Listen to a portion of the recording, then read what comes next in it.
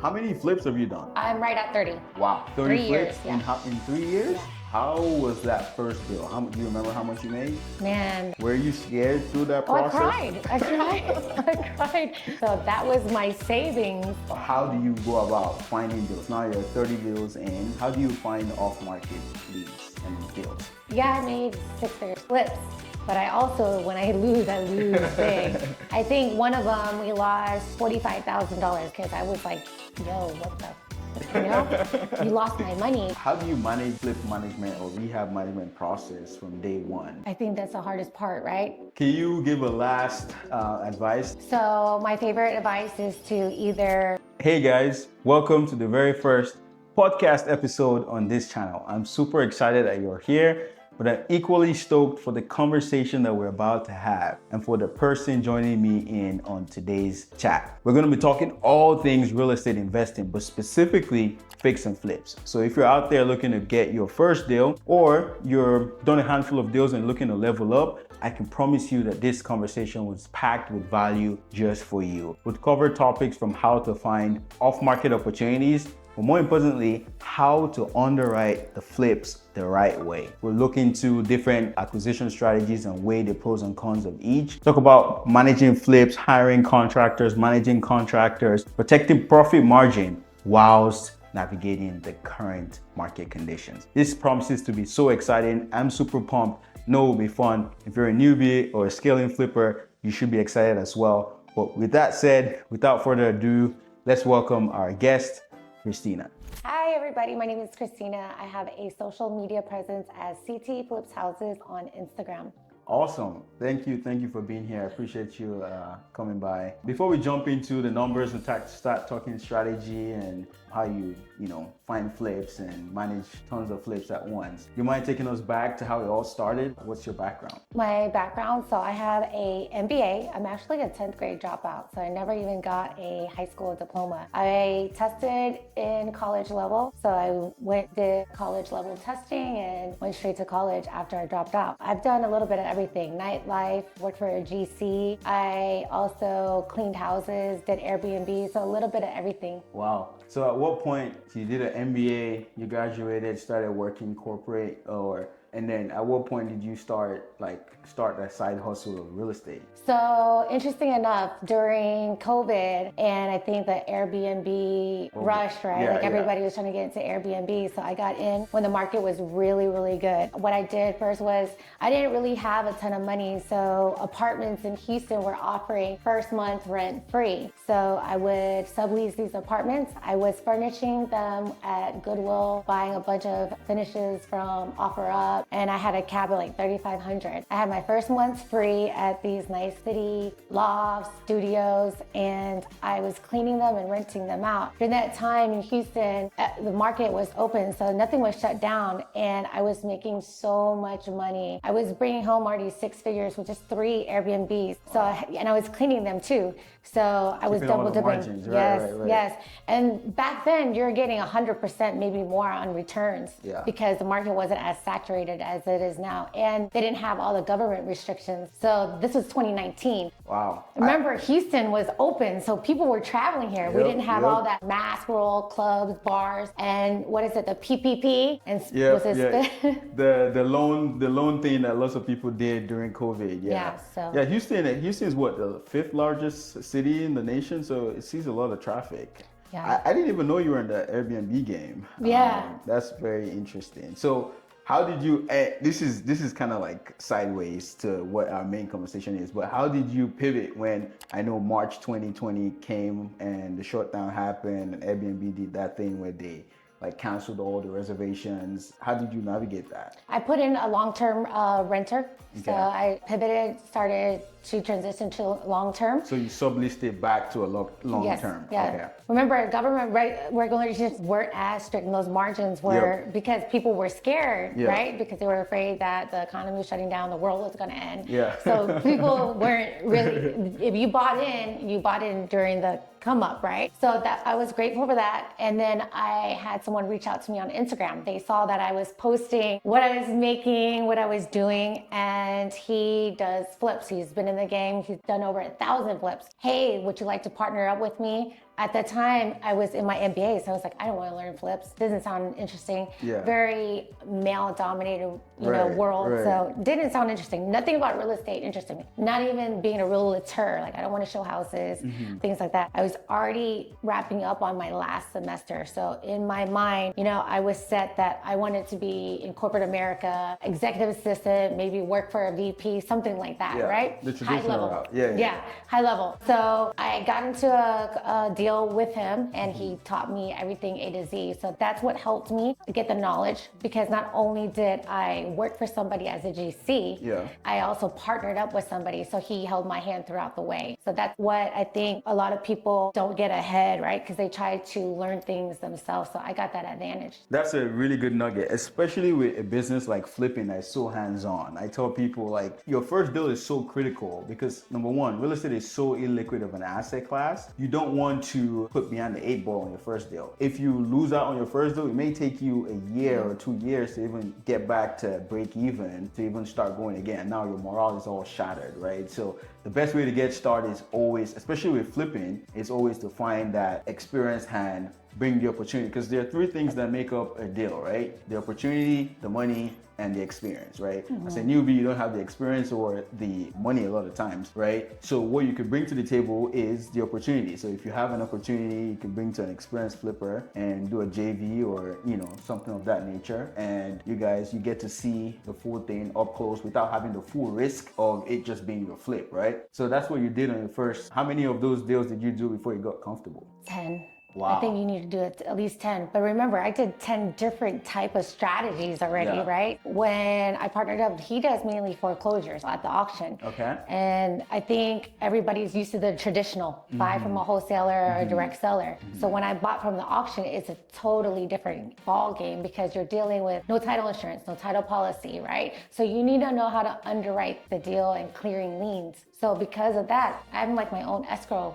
person. And that's what a lot of people don't get that knowledge, because how do you know how to do the novations, the sub-twos, probate, divorce, all of those. So what you're talking about is being the escrow person is funny because, and we'll circle back to that because I think that's actually how I got to know you, was from closure auctions and, you making 6-figure spreads on deals from there. But the reason why I should say she's the escrow person is because when you're doing that, it's a little risky, right? There's so much liens, and so you have to go out and do your due diligence to search and make sure what is untitled, what is not, right? And you don't get to that experience if you're just finding direct to seller and then working with a title. So you're saying, I'm curious, because we never had that conversation. So you're saying before we did our first deal together, you didn't know how to do the title search? No, I'm saying is that's how I knew of you. Oh, okay. You don't get that much experience as much as doing the title search if you're doing the traditional wholesale route, but just because of the volume of deals that I'd done at the time, I had run into deals where I had to do an affidavit of heirship or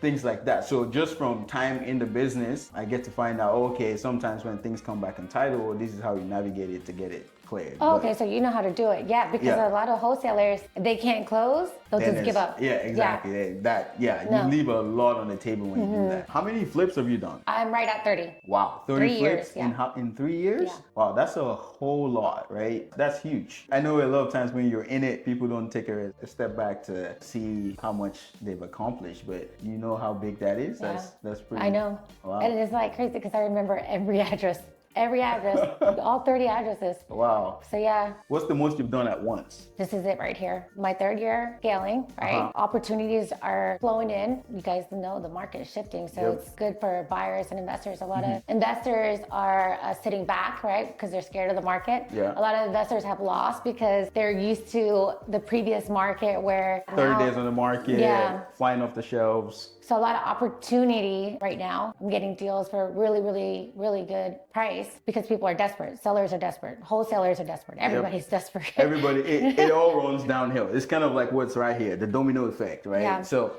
and I think I posted this on my Instagram yesterday. I saw a stat that says that right now, Houston is #1 in the whole nation when it comes to inventory. And that particular, because there's so much oversupply of inventory in the market and it's just sitting, it's creating lots of opportunities because people want to offload. So that's what Cristina is talking about. So you have sellers that are like, well, I'll just take $30,000 less, $50,000 less just to get this headache off of my hands. Because at the end of the day, guys, real estate is so is an illiquid asset. You cannot just swipe up on your phone to sell it like you could sell stocks, right? And so whenever a seller finds someone who can actually buy it, they try to incentivize them to do that. And that's what's called a liquidity discount. So before we jump right in, okay, so you mentioned that your first almost 10 deals, you did it with a mentor who kind of held your hand to showing you the ropes, right? How was that first deal? Do you remember how much you made? Man, that first deal, I think a lot of people's first deal doesn't come out successfully. Since it was bought from the auction, title was clear and we had a buyer under contract. The day before closing, they found out there was a reverse mortgage. Wow. So it held the property up for about a year and a half. Yes. Wow. So it was You got money tied up for a year and a half in the deal? Yeah. Because you paid for it at auction, right? Cash. Wow. Yeah. How much did you pay up front? I think it was something low, like $40,000. Okay. And yeah, we were gonna make like 100,000. Title was clear and everything. What happened was there was a discrepancy. In originally it was a 1 unit. It was a penthouse. And back later on in the 1990s, the man converted it to A, B. Okay, so so split it up. So on the title, it showed 1 unit. And when we were trying to sell it, it's 2. So there was a title discrepancy, right? Gotcha. So we ended up suing the bank because the bank has it as not incorrect. As 1, right? And it was 2. Yeah. So technically it's not the same house, property that you're trying to foreclose on. Interesting story because I learned a lot, but it held me up for 18 months. I did win suit, but Nice. lawyer fees was about $8K. Yep. So the bank released the funds, right? And I didn't get the legal fees back, but I got my original investment back. So they paid it back. So you sued the city to get the money back? No, it was the bank. Oh, you sued the bank. Okay, because the the bank was foreclosing. The bank was foreclosing, but it was unit Improper foreclosure. Yeah. So, okay. That's a handful for a first deal.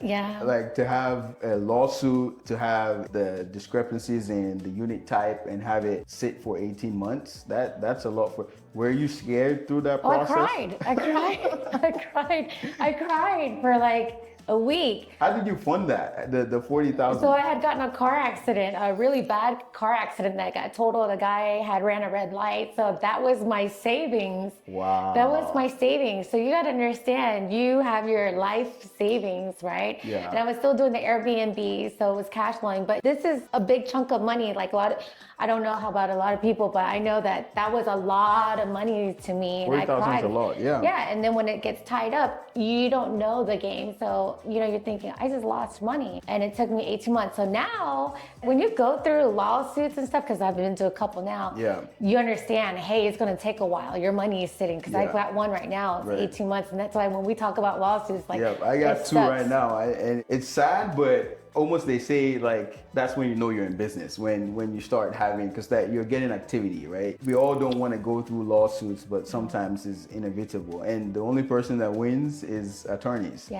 But awesome, that's very interesting. I think you have a really inspiring story, Cristina, going through what you went through, like finishing MBA, jumping into fix and flipping on your first deal, dealing with a lawsuit and misrepresentation, all of that. That's really inspiring from where you've taken it all the way to today. Now you're 3 years in, 30 flips, having 6 flips at once. That's super inspiring. And I know people are going to be inspired because especially jumping into flipping, it can be daunting, it can be scary. But I know people also want more than inspiration, right? They want practical steps, they want actionable knowledge, right? So talk to us about how do you go about finding deals. Now you're 30 deals in. How do you find off-market leads and deals? So, partnering up with people is a really good way. I think whenever I have time, sometimes I'll scroll. Lately, I've been scrolling, right? Yeah. Facebook Marketplace, Investor Lift, but you got to scroll, right? Scrolling. Sometimes you're going to just have to go to the network events. The network events help sitting at the table with the right people,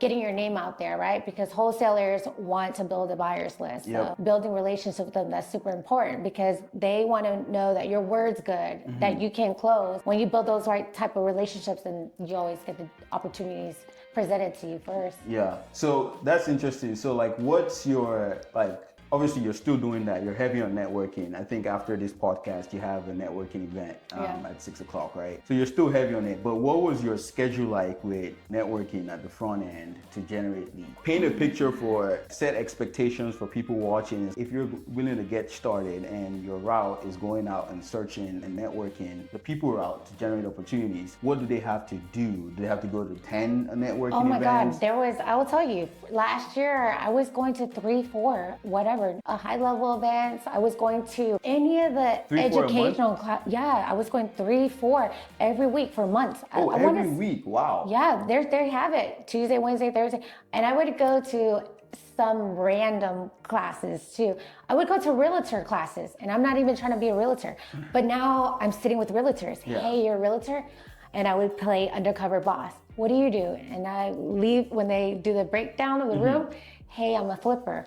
Okay, if you get off-market deals, send me. If you get direct. And I would go to random classes. It would be wholesaling classes. I'm not trying to wholesale, but now I'm sitting in a room with a bunch of wholesalers. Hey, if you get me deals. Wholesale class, I was going to hard money classes, CE classes, like the realtor CE classes, everything. Yeah, just to get more people in my list. Yeah, you have that's to. really interesting. And just so you guys know, I feel like there are two main umbrellas to finding deals. So on this side, you have direct to seller, and on this side, you have, I call them gatekeepers, right? So direct to sellers, you could cold call, door knock, you could put bandit signs, do mailers, digital ads, things like that, or go into buying from the auction, which is also because the auction is a seller. You can do all those things and they work. And you have the gatekeepers. And who are the gatekeepers? Like she was saying, the realtors, right? They're getting opportunities. Those the people and the professionals that are in and around deals. So you're looking at realtors, wholesalers, if you're working probates, which is finding,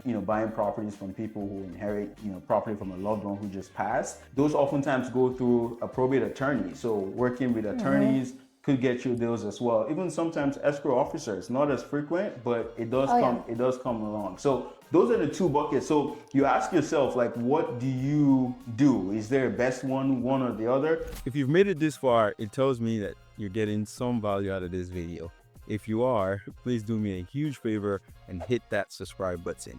I put in a lot of work into getting these videos out, and if that's something of value to you, subscribing is the best way to support, to help me grow the channel, reach more people, and ultimately bring you even more value. So please hit that subscribe button, and I appreciate you for doing so. Now let's jump right back in. I think there isn't. I think you all just figure out what is your social style and match your social style to the lead generation channel. So for example, for me, I'm a driver analytical, right? I'm engineering background. So I prefer to be on the direct to seller route because they have a problem. I'm coming in as a solution. Okay, what do you need? I'm solving your problem. Cristina is more on the people side of it, right? So you're building network, you're building relationships. And at the end of the day, it's a people business, right? So there's no right or wrong. She gets equally as many deals, right? On this other end of the spectrum because she's putting the work and she's consistent about it. What do you mean by driver analytical? I'm curious. Again, I'm engineering background. So like I'm underwriting, talking to sellers, giving them that like assurance that, hey, I can sell, I can close you. What is your pain point? I'm understanding that the pain point is, I don't like to deal with a middleman, even though I end up being the middleman that I'm wholesaling it. But I don't like to be the middleman trying to play the games of people. Okay, when do you have deal, or rely on their work ethic, right? To go get the deals, right? If I can be direct to seller, I know I can control what my efforts so you're is. More lead. You like to be the I want to be the front facing to the problem. The problem is the leads, because ultimately lead deals come from motivated sellers and they have to have problems, right? So I'm front facing. I want to be front facing to solve those problems. So what am I then? I feel like you're more of a people person, right? So what is it in that? It's you still at the end of the day you're still solving the problem, but Yeah, I don't like that. I know yours. yeah. I don't like that one. Exactly. I don't like that So part. exactly that's why I tell people it's like, hey, should I do direct to seller or gatekeeper outreach? There's no right or wrong. The only right is consistency, right? And so for me, I found it fits with my social style because I'm a driver analytical to head on straight on the problem and be more task focused rather than going to events. I still do that, right? But not nearly as much as you. right? I'll pop in an event once a quarter or something like that. But I don't have the drive to, deal with people all the time, to nurture, to get leads or get deals. I'd rather do directly to the seller and go that route. A lot of times it's faster, right? Your cash conversion cycle on a deal, or not cash conversion, your deal conversion cycle is probably longer than mine because you're working with agents, you're working with other wholesalers. You may work with one wholesaler in January, you may not have another deal till like April, that type of deal. But once you scale up and you have like 20 wholesalers bringing you deals, then it's more consistent and it's like clockwork, right? So why do you, I think you already talked about it, but more specifically, why do you like getting deals your route versus my route? To me, I think it's a lot of work. Yeah. It's funny. It's funny because I look at what you do and I feel like it's a lot of work. Like going to events and stuff, like networking with people. But at the end of the day, it's a people business, right? Ultimately, that's why we're here. We've done deals together and that's why we're shooting this, right? But so I still will build relationships, but there's a lot of sieving that you have to go through with the people side to figure out who is actually doing deals, who's actually doing business, and who is just there for like the funs and the giggles, right? And like I said, analytical driver. I'm not here for any funs and giggles. I'm about the deals, you know what I mean? Interesting. So earlier you talked about auctions, and I want to circle back to this as far as like finding deals, because a lot of people will look at that and it's like, that's a really easy way to find deals because you just go to the office first Tuesday of every month and you bid and you can it's clockwork, right? So like I said earlier, that's how I actually got to know you because I felt like, oh wow, she's making 6-figure flips on auctions. Like that's interesting. Do you still do that? I do, but I do not because I don't think people realize like, I made 6-figure flips. But I also, when I lose big. I think one of them, we lost $45,000, but split between 2 people, so it didn't hurt as bad, but it still hurt. Still hurts, yeah. Yeah, but I didn't have to carry the whole weight.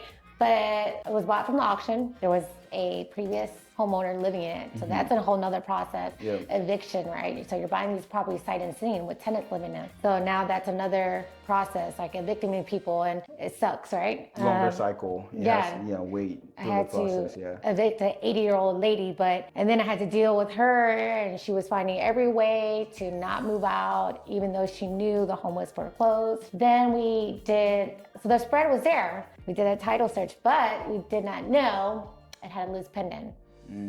So there was a spread, but when there's a liz pendant, which is a lawsuit pending, there was a lawsuit.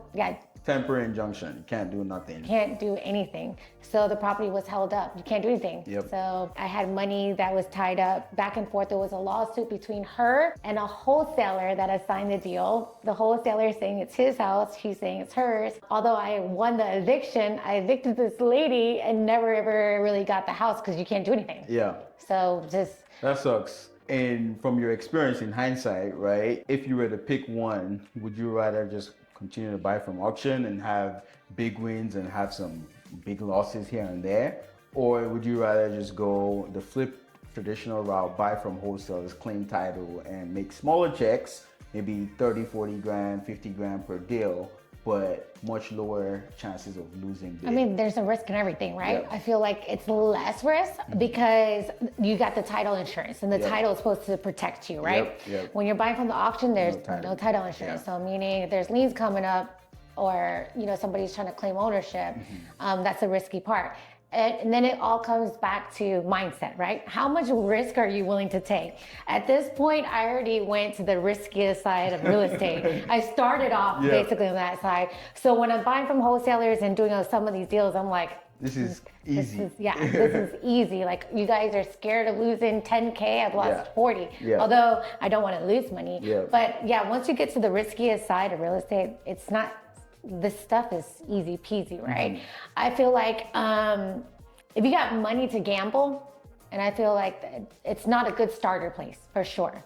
You really got to know what you're doing. Plus, it's not a good way to leverage your capital because it's so much, it's all cash, right? Yeah. So it's not recommended. Somebody that doesn't know what they're doing, a newbie, and somebody that doesn't have a lot of money, somebody that has 20, 30,000, don't put your savings at the auction, right? Had I knew about the risk, I probably wouldn't have played, but I'm glad I went that way first because I got it over with, right? Yeah. That's why, like losses, when I went through losses on my that lawsuit, my first deal, I felt like now you went through it. You're already molded to be okay. Most people would just call it quits, and that's where we got to give kudos to you, because like most people will suffer losses and be like, hey, you know, real estate isn't for me. Maybe I go try e-commerce. Maybe I go try trading. Maybe I go try trucking, you know. But you stuck with it and you got to the point where it started paying off, right? Yeah, I mean, I think because I was partnered up with somebody, it helped me a lot because I was like, yo, what the, you know, you lost my money. Right. And he was like, hey, it's just one of those things.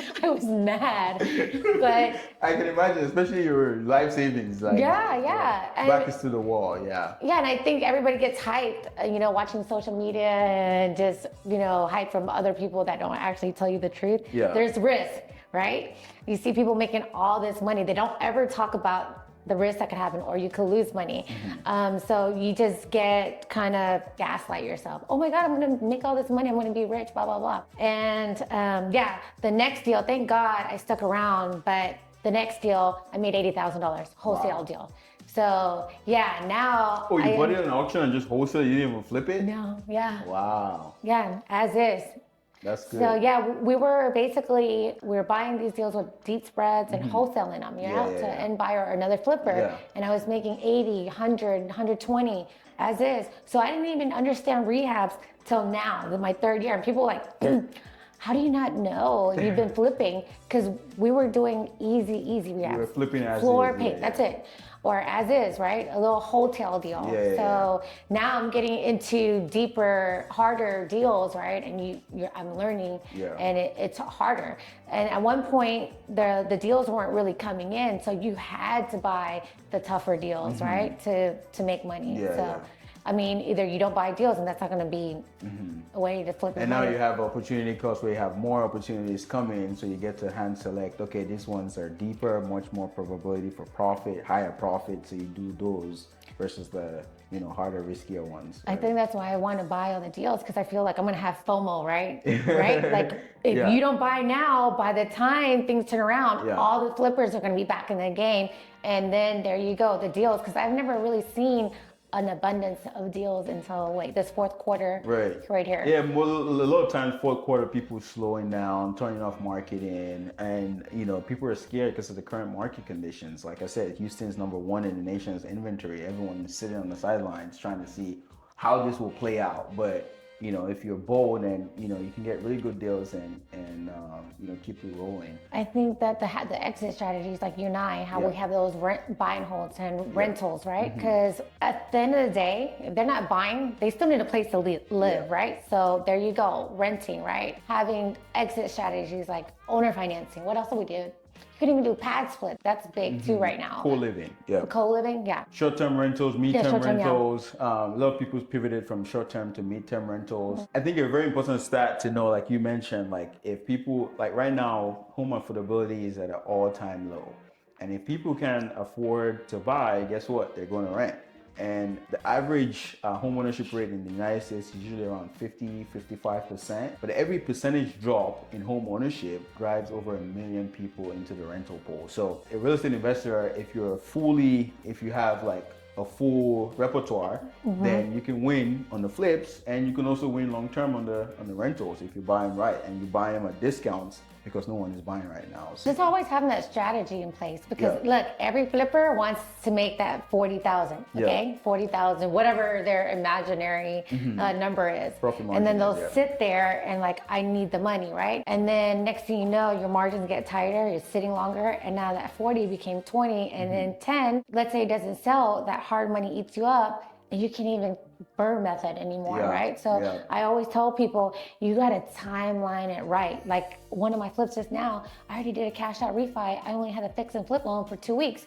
And I said, you can't get stuck on, I'm gonna flip it because what if it doesn't flip, right? Multiple exit strategies. Yeah. So you DSCR timeline into and strategy. A long-term hold or a wrap, right? You started doing some wraps, right? Yeah. So, you flip instead of flipping the property, you flip the note, right? That's the other exit strategy, right? Yeah. We've talked about sourcing deals, right? That's one piece of the puzzle. The other piece to it is actually picking the right deals, right? Especially now when you have an overload of opportunities coming to you. So how do you underwrite what's your process of underwriting deals, especially flips?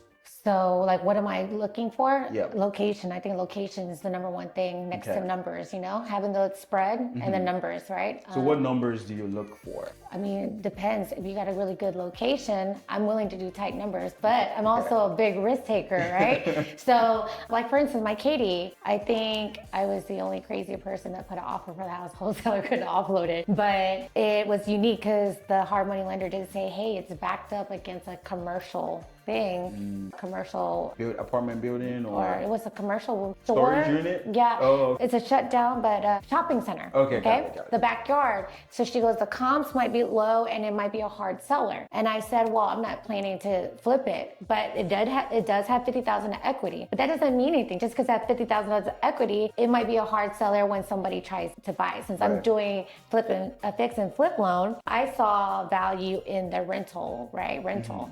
So it's a high rental area because of where it's at in Katy and suburbs, very, very, people like the good by school the school. districts. Yeah, the school. So it was a 2-2 and most people like, oh, they prefer 3, but I saw opportunity cost as a long-term rental, and it helps on what the taxes we need, when we're doing short-term capital gains with all these flips. Exactly. Yeah, time of year we're in Q4, so you get to put that in. Yeah. Okay. Awesome. Well, I think you bring up a very important point, and basically she said, hey, a property is not worth what even the comps say. A property is worth what a willing and able buyer is willing to pay for it, right? So because it has 50K of equity on paper doesn't necessarily mean that you're going to get that. Yeah. And so, but if you have multiple exit strategies, like instead of like banking on if it doesn't flip, then you can buy it, keep it as a rental, and get your money back. And so that way you could basically snowball effect and get your debt rolling for you,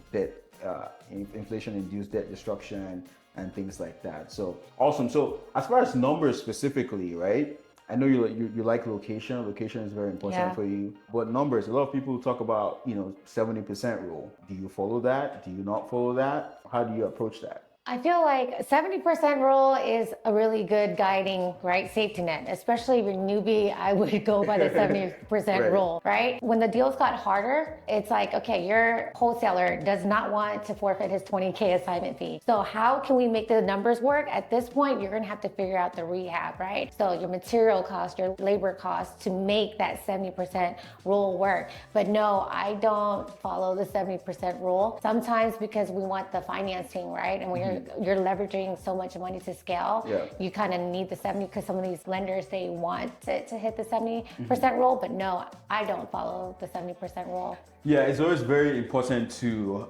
have different nifty and creative strategies where you can push that limit a little bit more and still stay profitable, especially in a market like this. So the 70% rule, what she's talking about is where you take the after repair value, you multiply it by 70%, so you have 30% profit margin. That's what you would make you would have to make on the back end, less fees, closing costs, and things like that.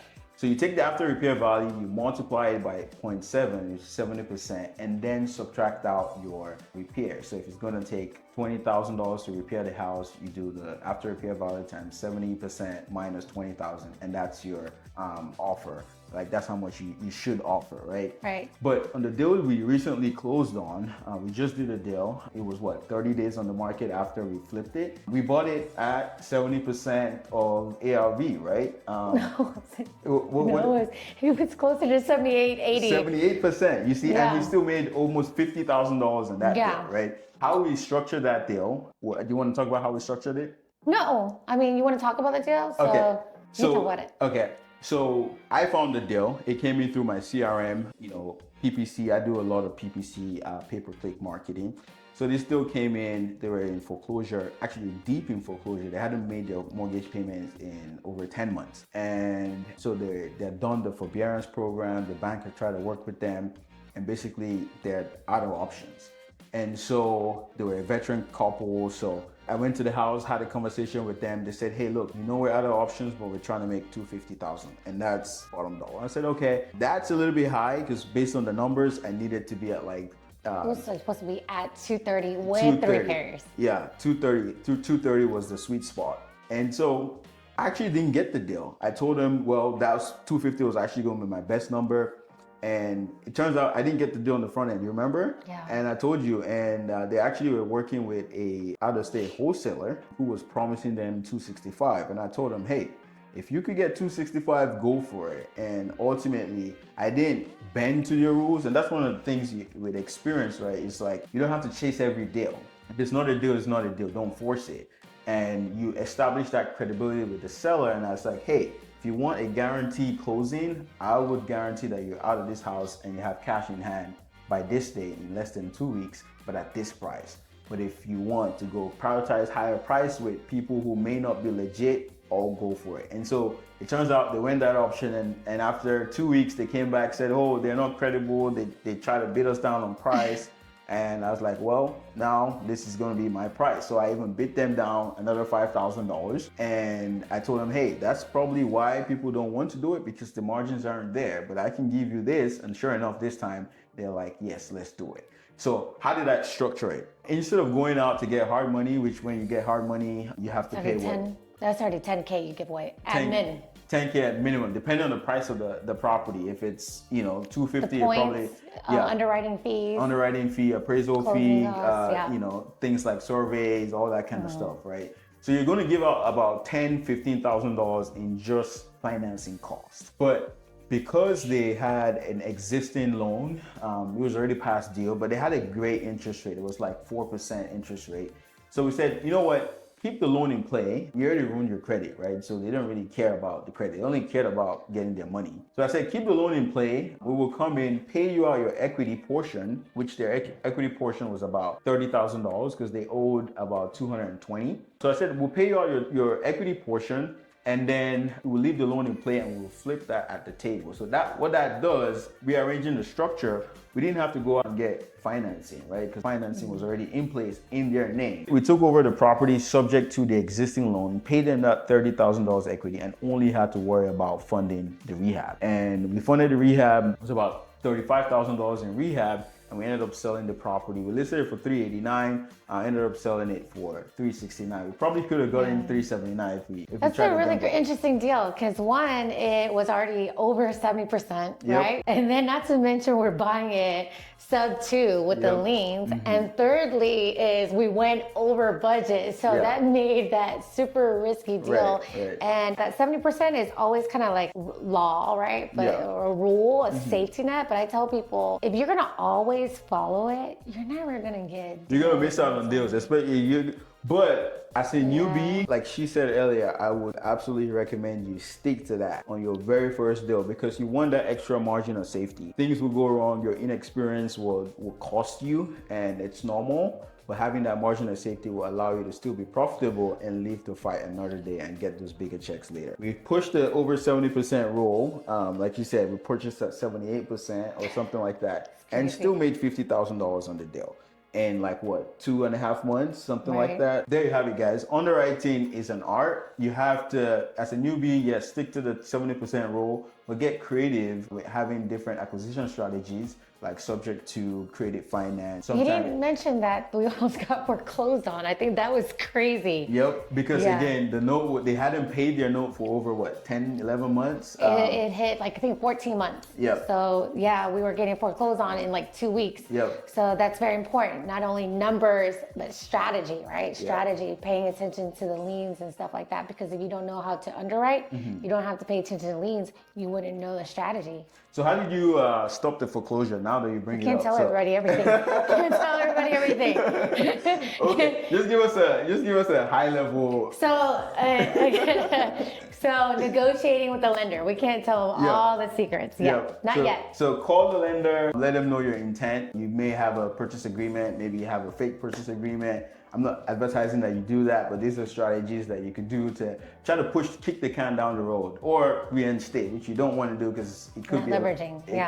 You're over leveraging your finance. So earlier you said oftentimes you push that 70%, and you can because on the back end you found ways to stay lean on your rehab costs. Without spilling too much of the beans, just give us like some tips you give newbies or even scaling flippers how to get lean on the rehab cost? So always do with your comparables. And I feel like when we are doing, was it medium price homes, these two in Houston, right? 300K. 300K, right? We're not going to be going all out with these badass like marble and high-end luxury finishes, right? Because that's not going to make you more money, okay? So I don't think people understand it, especially when they get into their first flip, because I was faulty of that. And thank God I had a partner and a mentor, because I would have done the same thing. Oh my God, I can't wait to do this. I pictured it like my house. And then it's your baby, your project, your first. And that's where people lose money, right? So a lot of ways to cut costs, because your contractor is charging you by his labor hours, right? So what I do on some of these is I'm painting a neutral color, walls and ceilings the same. I'm not changing everything that doesn't need repair. So if the baseboards are good, I'm keeping them. The cabinets, good condition, we keep them, repaint them. Countertops good, you keep them, or design around them. Right. So making the aesthetics match with the existing. Yes. So there's ways to make the property still look good, even with, that's like, how do you say it?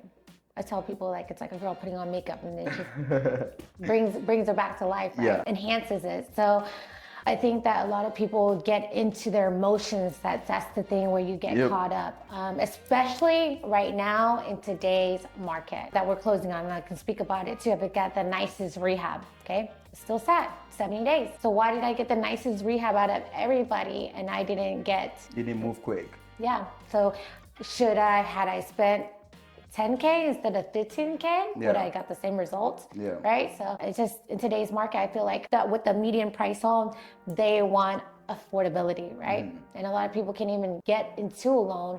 So I think everybody wants closing costs, seller's contribution. They're always asking for the closing costs. Concessions, So don't get emotional. Don't treat it like it's your house and go put out all the fancy. Stay true to the numbers. Like, don't get emotional trying to make the fanciest flip, because at the end of the day, you're in it for profit, right? So that's one. And then the other thing you mentioned, I think, using the same sheen and same color, right? So a lot of times people like to do maybe a flat ceiling and semi-gloss or satin walls, where you do the same sheen on both. So that way it's easier for contractors to just do the spray and not have to cover up all the things, and it saves. Are you going to lose a home buyers and be like, hey, this is eggshell and that's flat. I need $5,000 credit. Like, I don't think I've ever noticed. Think about it. That's a smart way. And then also trying to get wholesale prices instead of going retail like Home Depot, Lowe's. So that's where the networking. The networking. Straight supplier, right? Distributor, just like cutting the middle guy out, just like when you're buying direct seller versus wholesaler, right? So that's another thing I learned on the way too when I started getting the flips. I was buying everything at Home Depot. I'm like, wow, Home Depot is expensive. It could probably save you 20-30% on your rehab. So there you go, the 20-30%. And if you're hiring a GC, you're already giving about 10% away. So that's a lot of money. And then your hard money cost. So that's why a lot of people don't get the bigger spreads if you're just leaving money on the table like that. So when you say hiring GC, meaning the person that's going to manage the flip, so you go directly to the subcontractors, like the flooring guy, you have a flooring guy. The paint, you have a paint guy. No, you don't go to a GC and then the GC subs it out. To project manage it. So those are tips, guys, to stay lean on your rehab costs. We've talked about sourcing deals. We've talked about picking the underwriting skills to pick the right deals. Now it's time to execute. So you have the deal on the contract, you funded the deal. We talked about funding as well. How do you manage flip management or rehab management process from day one, dealing with contractors, hiring contractors? How does that look like for you? I think that's the hardest part, right? Especially being a girl in the game. Sometimes it's hard for them to take it seriously. Like, how do you know how to do construction? You've never picked up a paintbrush in your life, right? So how do you direct someone or boss someone around if you don't know handwork yourself. So I work closely with a lot of contractors in the past, and working for GC helped, right? So I can understand the work. I kind of typically I like to let my guys lead the show so they feel part of it, right? I think it's a male mindset that, alpha things, and it's learning where your weakness is and learning your personality, right?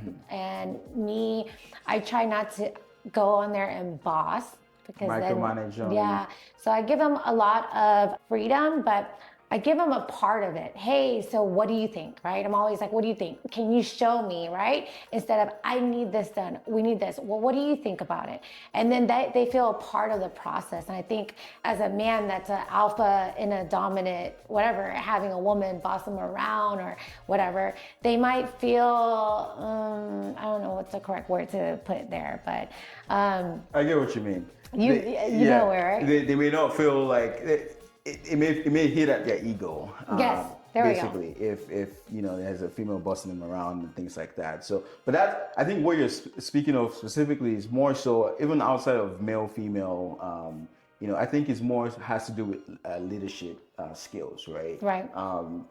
Having them to have buy-in in the project and not feel like you're just bossing them around.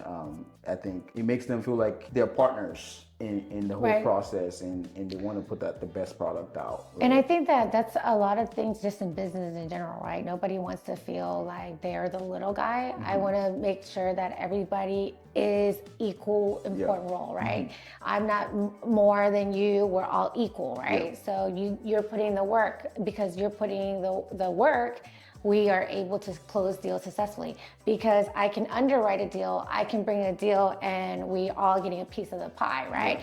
And that's what I say to everybody. Everybody plays an important equal role. My realtors, right? Because if you're not negotiating, answering your phone, we're not going to close. If you're not having your cold callers call the deals and door knockers, we won't get the deal. Your lenders, if they're not replying on time, or your escrow lady, right? That's making sure that everything's running smoothly and the transaction closes, nobody gets, because there's a lot of professionals that are coming together to make the deals happen, right? So what is your average timeline on the flip? I know it's going to vary from flips, but just to set expectations on how long does it take you typically? Less than 4 months. But remember, I am targeting a certain type of flip. Okay. So I like light cosmetic, light rehab. That's why I'm willing to pay more, because you already know you can get in and out faster, and then you can cut costs versus a harder rehab. When I say harder rehab, something that's full gut, or additions. What else are people doing? Additions, conversions. The full gut. Or majors have to be replaced, like roof, HVAC, plumbing, electrical, things like that. Okay.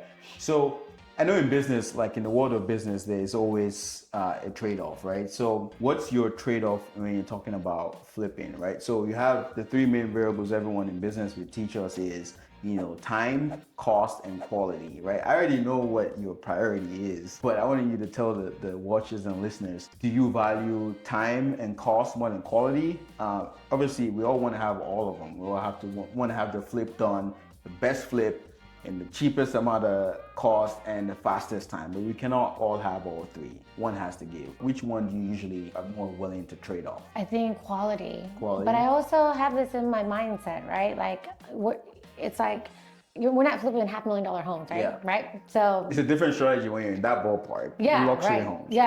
Luxury homes, $500,000, or just luxury, right? Because every part of you can't say luxury, because luxury somewhere else could be 250, right? So when you're flipping luxury homes, I feel like then it's different.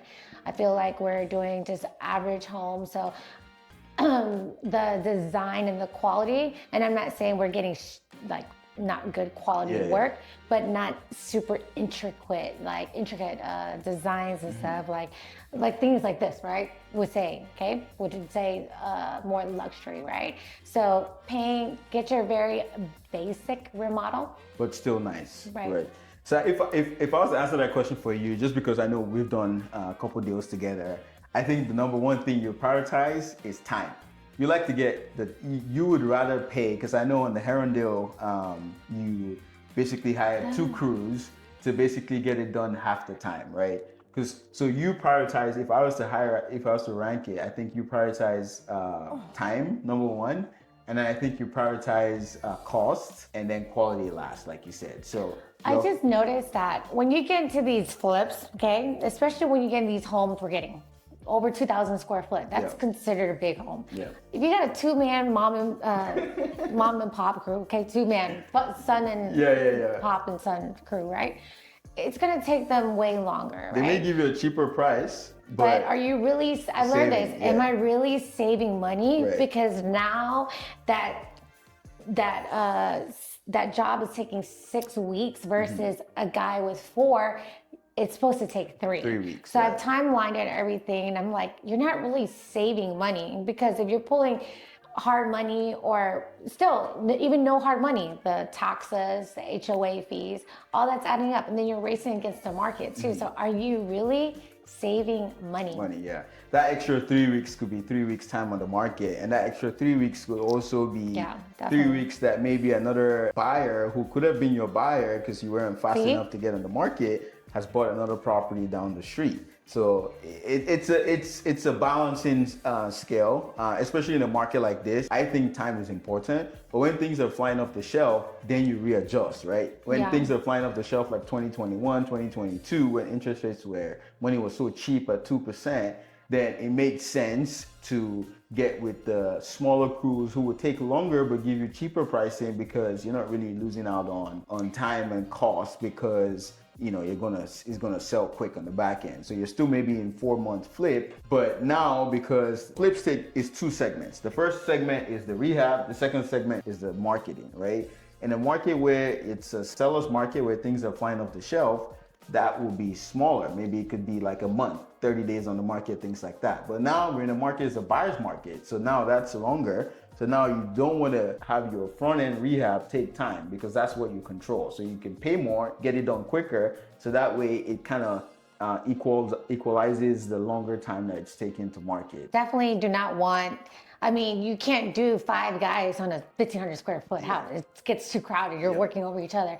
But you definitely want a bigger crew when you get bigger homes, right? Because not only is that strategy, the speed, right? That's important to get in and out too, because you're not really saving money unless you're getting a really, really good deal. But we're racing against the market, right? Yep. Awesome. Well, Cristina, this has been so great. This has been very insightful conversation. I really thank you for stopping by and having this conversation. Can you give a last advice to any newbie looking to get in the game? What would be your one advice to them? So my favorite advice is to either work for somebody, go to pay for a course or a mentorship, or partner up with somebody. So in this event, I got to do all 3, ironically and coincidentally, but that's what helped me get ahead, because working for a GC, I learned I was doing all the invoices. So it gave me insight on labor rates and labor hours. So that helped me negotiate contractors. So I know how long it takes to paint a 1,500 square foot house. If your guy is taking a week, he's taking way too long. So that helped me, because now you understand the construction process. Gotcha. So to get in the game, try to partner up with someone or get a mentor that is like trusted and valid, that is actually doing the business, to hold your hand to get you across that first deal, and then you scale from there, right? Yeah. People try to say that they can watch videos and read books, and I'm pretty sure that can be helpful. But I tell people this: you want to get ahead. If you want to get your body right, you hire a trained professional, right? A fitness instructor, right? You want education, you go to college, you go to school, right? That's what you're trading for, the knowledge. So it's a hands-on business, so you need hands-on help, right?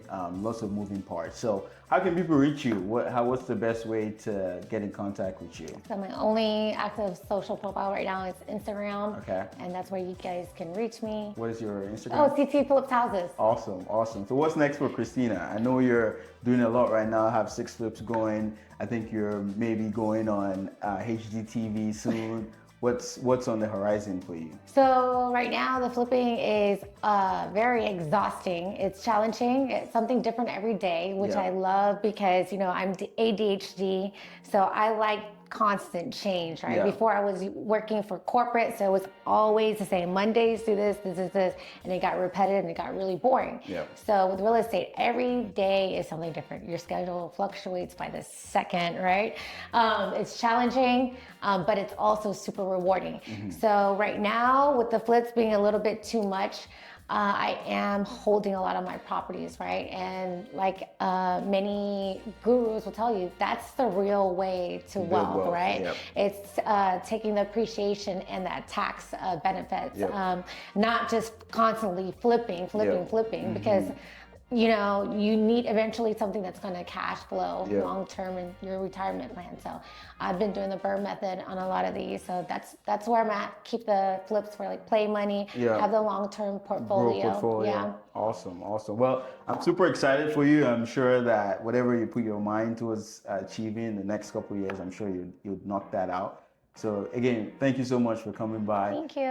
If you guys found this conversation to be insightful, please do me a favor, hit that like and subscribe button. That's the free thing that you could do to support me and make me do more of these and reach more people. So until next time, thanks for being here, and I hope you had fun.